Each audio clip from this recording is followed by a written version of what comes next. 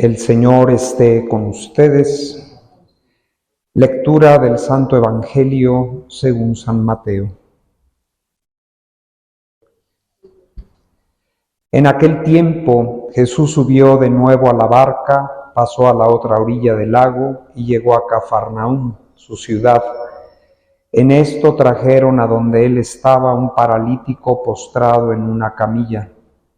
Viendo Jesús la fe de aquellos hombres, le dijo al paralítico: «Ten confianza, hijo, se te perdonan tus pecados». Al oír esto, algunos escribas pensaron: «Este hombre está blasfemando». Pero Jesús, conociendo sus pensamientos, les dijo: «¿Por qué piensan mal en sus corazones? ¿Qué es más fácil, decir se te perdonan tus pecados o decir levántate y anda? Pues para que sepan que el Hijo del Hombre tiene poder en la tierra para perdonar los pecados». Le dijo entonces al paralítico: «Levántate, toma tu camilla y vete a tu casa». Él se levantó y se fue a su casa. Al ver esto, la gente se llenó de temor y glorificó a Dios, que había dado tanto poder a los hombres. Palabra del Señor. Gloria a ti, Señor Jesús. Escuchamos hoy, 6 de julio del 2023, en este jueves de la 13ª semana del tiempo ordinario, esta extraordinaria e importantísima lectura del libro del Génesis, el capítulo 22 del 1 al 19, donde se narra cómo Dios pidió a Abraham que le hiciera y le ofreciera el sacrificio de su hijo único, del hijo de la promesa. Abraham ya había tenido a Ismael con la esclava de Sara, era hijo suyo, pero él le decía a Dios que a quién iba a heredar las cosas, a todo lo que el Señor con tantas bendiciones le había dado. Y él le había prometido que le daría un hijo con Sara, y lo tuvo, y es Isaac. Y Isaac, una vez que está crecido, el Señor pide que le ofrezca el sacrificio de la vida de su hijo y que sea él mismo a hacer este sacrificio.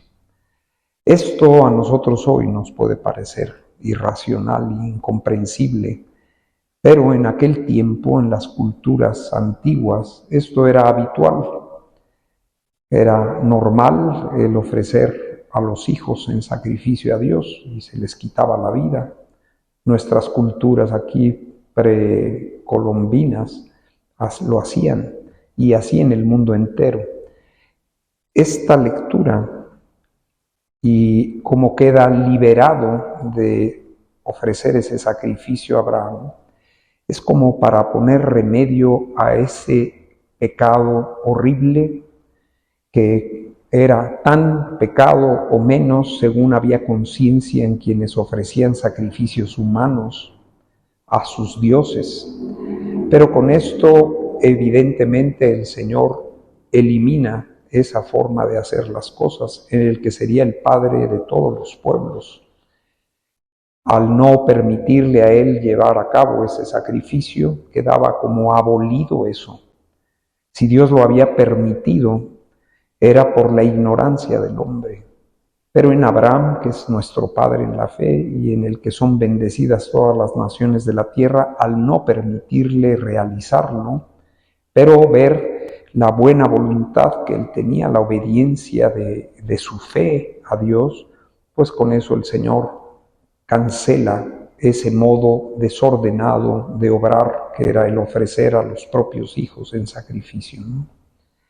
Así que es una liberación para la humanidad esto que aquí ha ocurrido, esto que nos narra el libro del Génesis. Y luego vemos en el Evangelio como algo mucho más profundo que eso es lo que nos narra el Evangelio de San Mateo de hoy, que es este paralítico que está oprimido toda su vida y que ahora es liberado por Jesús, no solo de su parálisis, sino liberado de su pecado, de sus pecados. Y por eso cuando se lo traen en otro de los evangelios paralelos, se dice que hicieron un hueco en el tejado y por ahí le bajaron al paralítico. Así que se ve que los que lo llevaban tenían mucha fe en Jesús. Y por esa fe, en ese caso no del enfermo, porque otras veces el ciego se acerca a Jesús, el leproso, y le va y le pide que lo cure. En este caso no es el paralítico el que pide ser curado, sino son los que aman a ese paralítico, los que piden a Dios esta gracia y lo hacen llevándole a Jesús al paralítico. Y Jesús al verlo le dice: ten confianza, hijo, se te perdonan tus pecados. No lo llevaban para eso los que fueron a presentar al paralítico, lo llevaban para que Jesús lo curara de su parálisis. Jesús va mucho más lejos que eso.